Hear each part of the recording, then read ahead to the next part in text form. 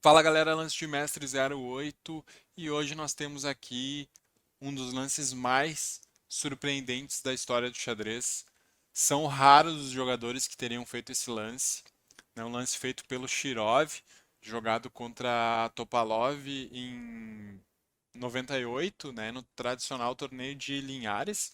E o fato é que esse lance aqui ele surpreendeu muita gente, né?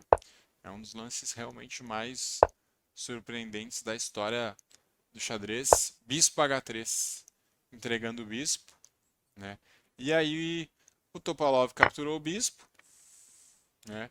E é, analisando as ideias, assim, né? É claro que eu sempre digo que, né, que o que eu falo aqui, na verdade, não são verdades absolutas, são opiniões contestáveis, né? Mas a gente pode fazer uma análise matemática do que está acontecendo aqui, né? Quando o Shirov entrega o bispo, ele está dobrando os peões das brancas, né? Esse é um ponto.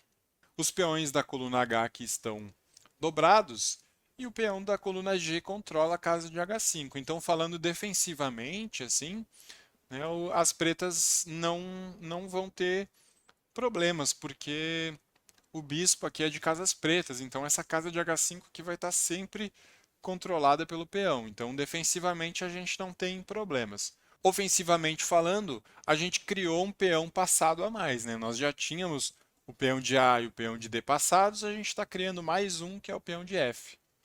Esse é outro ponto. E o outro ponto é que a gente ganha um tempo. A gente consegue ganhar um tempo aqui tirando o bispo do caminho do rei, né?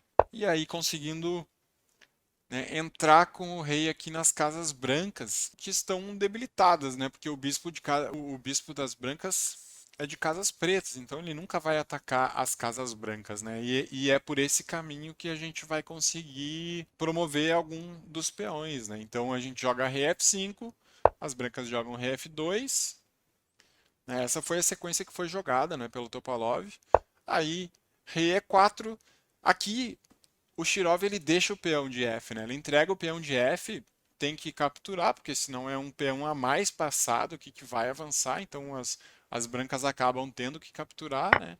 Capturam, só que a ideia do Shirov aqui é depois da captura fazer o avanço em D4, bloqueando aqui, né, a defesa do bispo. Então, após o avanço de D4, então as brancas vão ter que manobrar o bispo para conseguir impedir o avanço desse peão aqui que está na coluna A.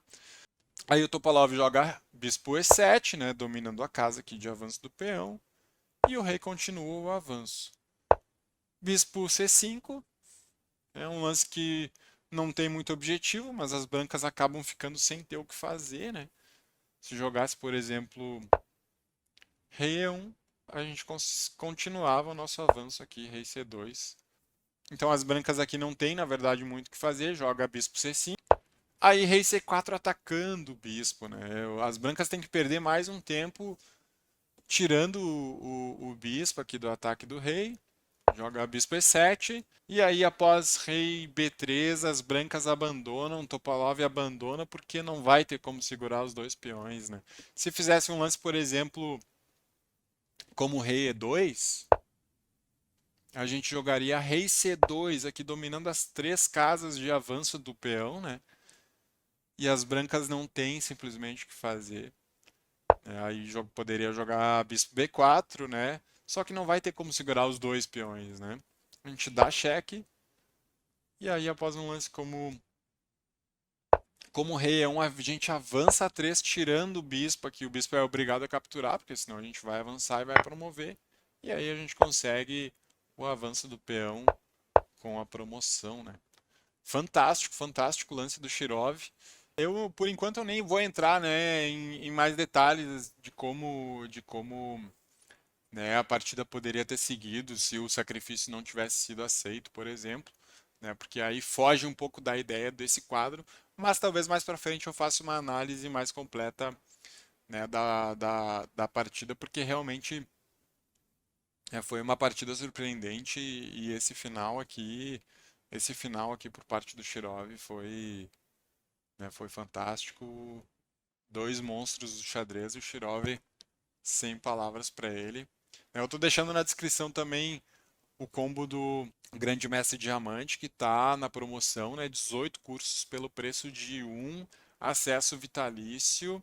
E se você tiver interesse em ir para o próximo nível do xadrez, dá uma olhada, que está valendo a pena, está valendo muito, né? Um grande abraço, tamo junto.